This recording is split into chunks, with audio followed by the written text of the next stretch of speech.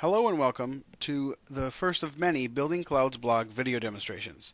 This one's all about orchestrating HVR plan failover. My name is Charles Joy. I'm a Senior Program Manager for the TED team. The agenda is real easy: scenario and runbook demonstration. The example solution components, what I'm going to be showing you today, include System Center 2012 SP1 Orchestrator, Service Manager, Virtual Machine Manager, and then Windows Server 2012 with Hyper-V Replica, as well as Exchange, the user functionality, basically sending an email. On to the demonstration. So I'm going to be walking you through the runbook execution and, well, walk through the runbooks themselves. And then this is all about Hyper-V Replica, Orchestrated Plan Failover, and Failback. So I thought I'd start out the demonstration here with how to set it up real quick. So you've downloaded the example runbooks. You may have all the other artifacts as well, but we don't need that for the actual orchestrator machine or the demo system. So we'll take a look at that right now. But actually, before we import, we want to make sure we have the prerequisites for the optional bits if you want to use the optional bits. You can skip this part if you're just doing the Hyper-V Replica stuff with Orchestrator. But if you want Service Manager, VMM, and Exchange, we gotta go make sure everything's installed. I'm gonna hop over to my Orchestrator machine where the management server is, and I'm going to go to Deployment Manager. And I already have all this stuff installed, but I wanted to take the time to make sure that you do it in the right order. Otherwise, you'll get some unknown objects. So you can see I have Runbook Designer, Runbook Server, so they're the same as far as what's installed. And we want to make sure Service Manager, Virtual Machine Manager, and Exchange User are there. If they're not, go ahead and take the time, download and install those, and then import the runbooks. Alright, now that we have that, we can go and install the actual runbooks. Well, import them anyway. So we have the export. I'm going to open Orchestrator.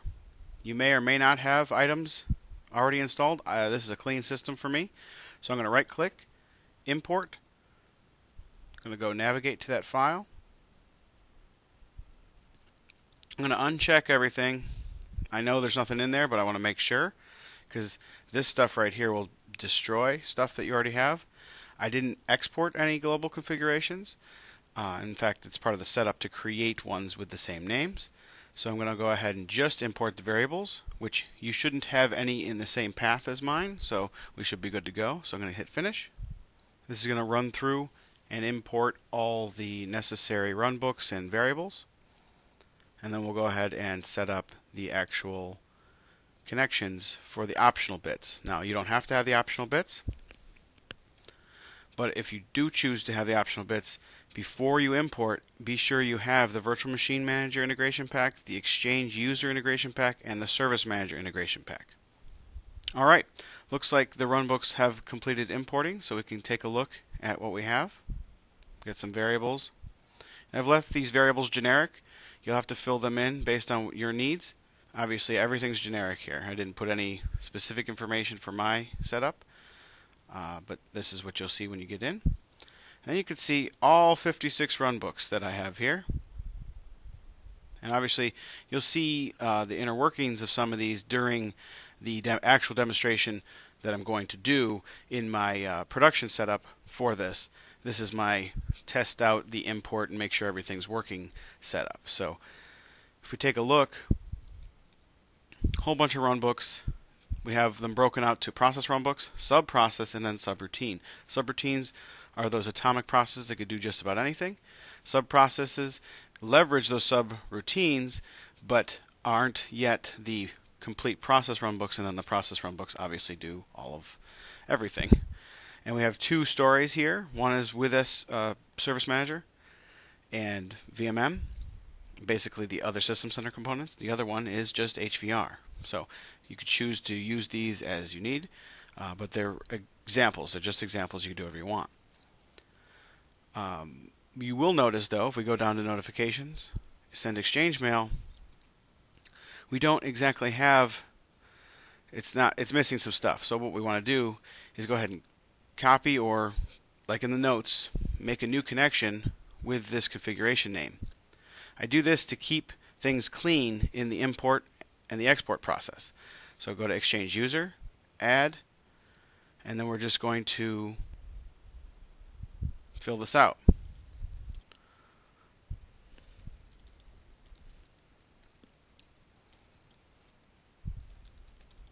Obviously yours will be different, but once we do that, go back, we can see that everything's filled out now. We're going to have to do that 2 more times for the optional stuff. Once for Service Manager, and I'm going to actually go into the Service Manager, get that name. The easiest way is to copy and paste. That's the way you know you have it right. So I'm going to go to Service Manager, add server SM01.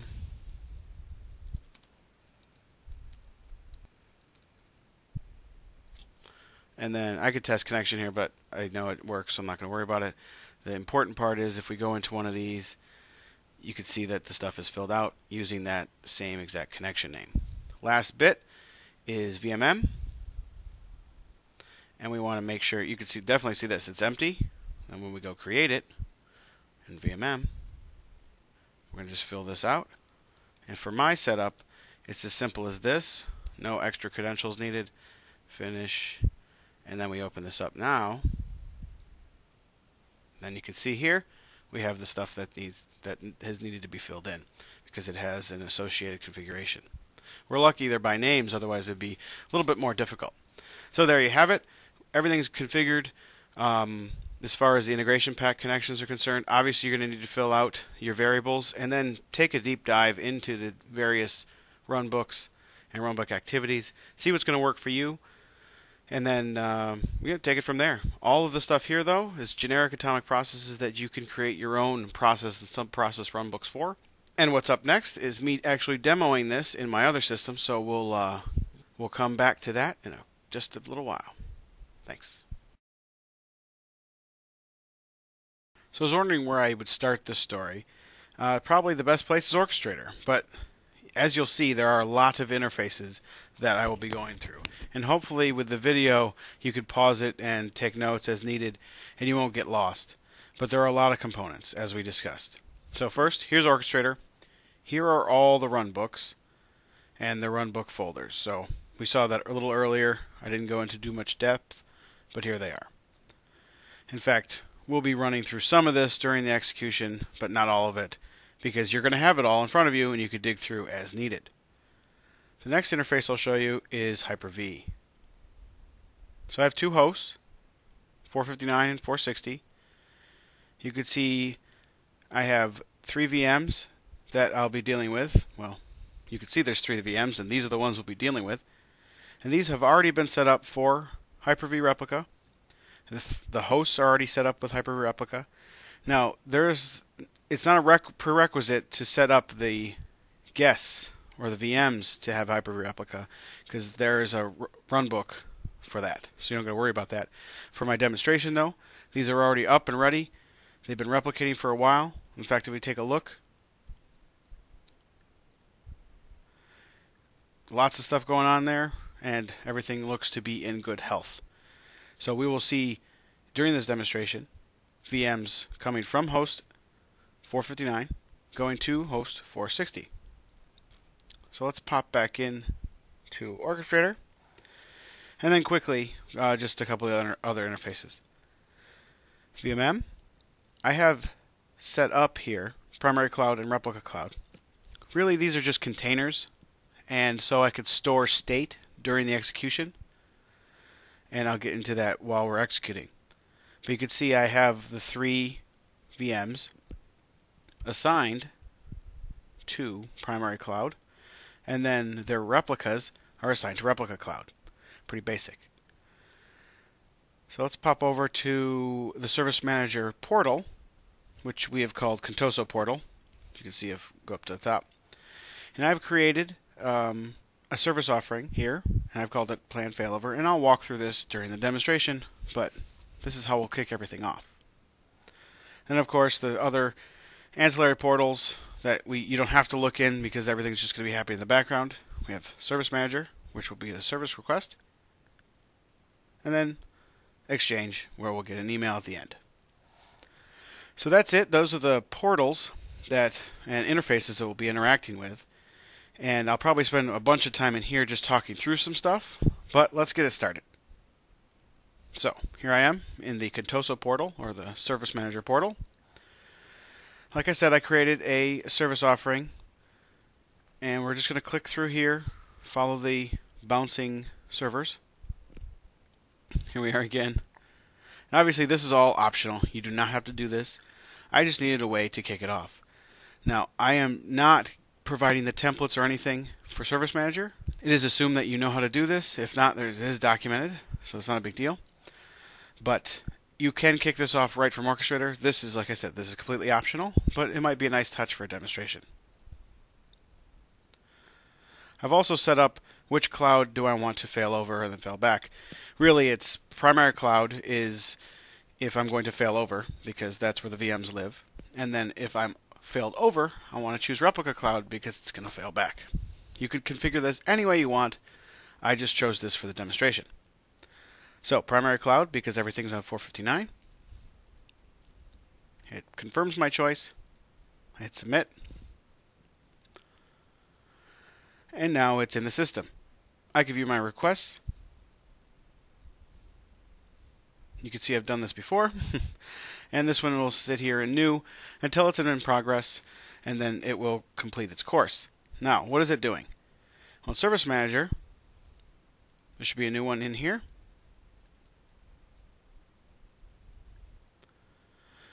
And in the workflow for Service Manager, the first thing it's supposed to do, and it will be doing, is initiating a runbook activity. So if you go to the Activities tab, it's still in pending, but this will kick off, and they'll be paused here on the manual activity. The manual activity is just there to wait until the runbook is done, and we can close it out in the runbook. So this sort of closes the loop. We're not going to be looking too much in Service Manager until the end, or at all, actually, till the end. So it's not yet kicked off in Orchestrator. We're just waiting for that now. It could take 2 to 3 minutes, and that can be tweaked. But for this demonstration, I'll just cut out the time. Oh, actually, I didn't have to cut out the time. It was already there. Spoke too soon. So you can see here, first thing it's doing is going to get information about the service request, so I can then relate it down this track. Basically, get the CI information from the cloud, assign the CI to the service request, then it, basically update the description. At the same time, though, it will be invoking the HVR plan failover, which is over here, which has already begun. And this entire process is what takes care of everything for the plan failover. So it looks like a lot, but it's really about getting which VMs are in the cloud to failover, and then handling with that multiple data. If you had one, it would be really easy. In fact, if you had one, you go to the HVR, just the non-system center one, and this right here, this little bit here, is what it takes to fail over one VM. But if you want to fail over more, and you want to deal with that concurrency, we got to do something like this. And that's why I relate it to a cloud, because that way I can update the individual pieces of the cloud, the VMs, and then update the cloud, and then verify it's done. So how am I doing that? Where am I storing state? Because we all know Orchestrator doesn't store state. Well, right now it's waiting in the verify mode. So if we pop over to VMM, we can see here they're all still running, so they're not even started to fail over yet. But if we take a look, we may catch the properties that I've created, all of part of the runbook, custom properties. We're good to go. Replica server is set, and so is replicating. Then once all 3 of those are in that state, based on the runbook's execution, we go into properties for primary cloud, custom properties, we can see we can move on. That's the switch that I'm looking for in the runbooks so we can proceed. So if we take a look, update primary, well, we go back, that's stale. Things are moving along as expected. So right now it's doing the actual failover. So if we pop down here, you can see we got 3 concurrent failovers running. We go into Hyper-V. You can see, you probably just caught that. Initial plan failover succeeded. Initiate plan failover succeeded for 3. 1 already happened before we got here. If we go to 460, we're catching stuff on this side as well. And pretty soon these will start up. You can see there's going to go from warning to normal as it gets reversed. All of this is happening concurrently. You can see all this is happening. Now it's starting the first one. Then in 30 seconds it'll start the second one, and then 30 seconds from that it'll start the third one. Now how am I doing that? Let's dive into the runbook. So basically, we're reading the value for delayed start time, and because these are running concurrently, I'm just delaying the whole runbook for that time for delayed start time, so it won't start them until they're supposed to. It's that simple. You can see 1 is already done, and then 2 and 3 will finish up here in a second. And then we're basically going to update some KVP values, which I'll show you in a second, and then update the custom property back to, failover complete in VMM. So we've got a lot of stuff going on here, and I apologize if it's moving quickly, but hopefully you can get this set up or walk through the runbooks yourself and you'll understand what's going on here. But again, if we go back into VMM for 01, if we go to custom properties, plan failover complete for this one VM. The other 2 will hit that state, and then finally, once they're in that state, primary cloud will be in that state, and then we'll be finished. Everything finishes. Now over here, you saw I did something with KVP. If you don't know what KVP is, it's a key value pair that allows data transfer from the host to the guest. So that's the best way we can get data from outside the VM, inside the VM, especially when there's no network. Now I'm just proving that it's possible, and I have runbooks down here that will do the work. But what I'm doing is passing in the replica state to the registry, essentially, through this key value pair. Then I have a PowerShell script on the inside of the VM that after the machine boots up, 2 minutes after, in fact, it goes and reads that and writes it to a text file that's on the desktop. So it looks like all 3 of these are finished. Let's see how the first runbook's doing.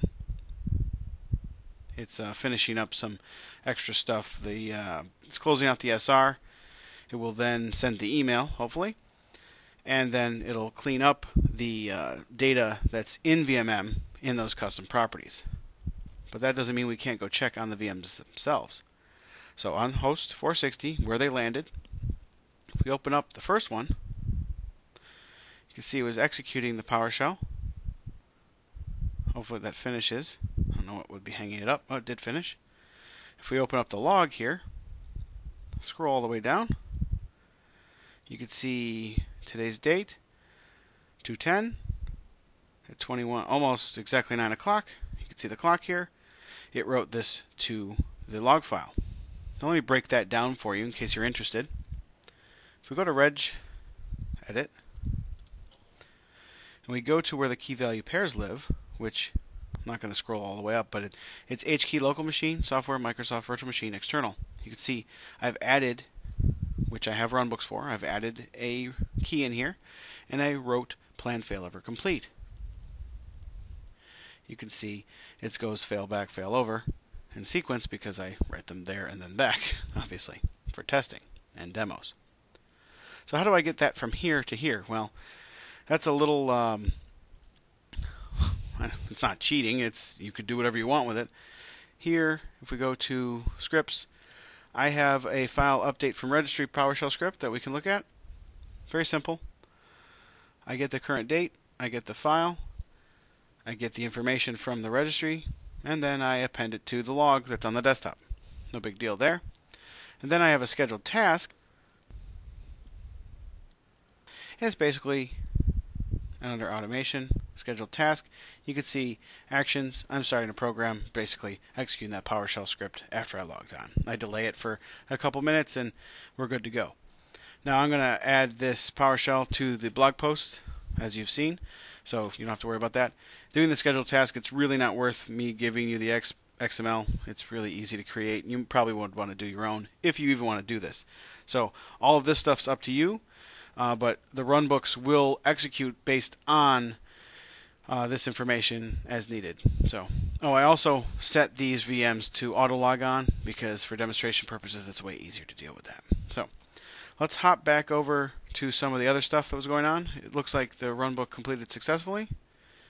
It did. You can see the cleanup ran. So if I go to VMM and check out the custom properties, this stuff will be cleaned out. Let's gone. Same thing from the primary cloud. There we go. Now, I have runbooks that will create these custom properties, so you'll need to run those as well. You just got to work your way. How much of this do you want to do? Does it make sense for your environment? But all the runbooks to complete these little tasks like creating custom properties or inserting the KVP and stuff, all that is available, which will be in the listing that I provide. Now, we've seen VMM's done, basically. Orchestrator's done. Go back to the Service Manager portal. Hit refresh. Should say complete. It did. Go into Service Manager. Refresh here. It should be in the completed at 647. There it is, 647.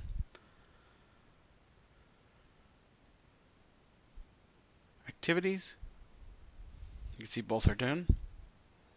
If we open up the manual activity, you can see the runbooks actually entered a description in there, and you could do whatever you want here. All of that stuff is just, for example, all that. So that's good. We've failed something over. Now let's do the same process, use the same portal, and fail it back. Now I'm not going to walk you through everything during this because it takes, how long did it take? 5 minutes or so. But we'll kick this off and we'll come back. We can look at the change request and finish up here. So, before I do that, why don't we do something fun? I don't know how fun it is actually, but we'll do it anyway. You obviously saw that there was a failover log and I updated that. But since this is Hyper-V Replica, something that happens automatically is whatever's on this side will be replicated on the other side. So I'm going to create a text document over here on SPF test 01. I'm just going to close it down, and because of all the commands that get executed for Hyper-V Replica during the failover, that will end up as is on the other side. So I'm going to kick this off, and when we come back, we'll see everything finished, and there'll be a new text file on the VM that's back on the original host. So I'm going to pause the recording now, and we'll come back as soon as this is finished. Alright, looks like everything is back and finished, actually. So if we head over to, you can see it here in the runbook, and if we head over to Hyper-V, see things are running, and we open up the 01, there's the text document that I created. We can see we were on 459, and if we scroll all the way down, we can see that we failed back, and we're good to go. And that's about it. So everything else looks good. I'm going to put in all the notes on how you get this running, the prerequisites and all that good stuff. I hope this video was helpful. I know there's a lot of stuff that I bounced through. Oh, and the email. There's the email that comes across. You could obviously modify this email however you want, and to and from and all that stuff, but I captured some stuff. It's not a big deal, But yeah, the optional stuff is really Service Manager, Service Manager Portal, Exchange, VMM. You don't have to use it if you don't want to. And what really delineates that is the two options, the two stories up here. One is the System Center story, which includes VMM and Service Manager.